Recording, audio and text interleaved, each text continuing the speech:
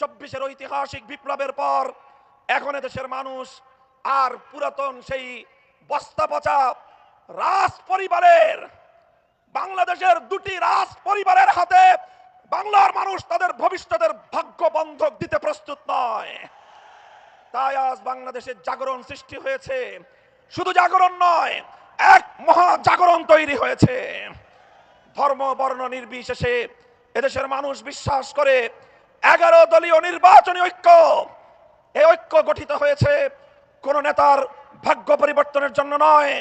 এই ঐক্য গঠিত হয়েছে কোন দলকে ক্ষমতায় নেওয়ার জন্য নয়। এই ঐক্য গঠিত হয়েছে কোন জোটের স্বার্থ সিদ্ধির জন্য নয়। 11 দলীয় নির্বাচনী ঐক্য গঠিত হয়েছে বাংলার 18 কোটি মানুষের কাছে তাদের অধিকার বুঝিয়ে দেওয়ার জন্য। তাই আজ এই গণজোয়ার, এটা দেখে অনেকের মাথা খারাপ হয়ে গিয়েছে। এখন তারা পাগলের মতো প্রলাপ বকতে আরম্ভ করেছে। কি করবে তারা দ্বিধাহীন, তারা দ্বিধাদ্বন্দ্বে ভুগছে। কখনো তারা প্রকাশ্যে বলে গণভোটে হা ব্যালটে ভোট দেওয়ার জন্য, আবার তলে তলে বলে না ব্যালটে ভোট দেওয়ার জন্য। 14 গ্রামের মানুষের কাছে আমি প্রশ্ন করতে চাই, কেউ প্রকাশ্যে এক কথা বলে তলে তলে আরেক কাজ করে, সেই জাতীয় মানুষকে আপনাদের দেশে কি বলে? জোরে বলেন, কি বলে?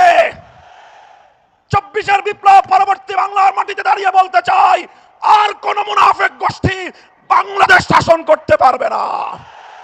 বাংলার মানুষ সেটা মেনে নেবে না।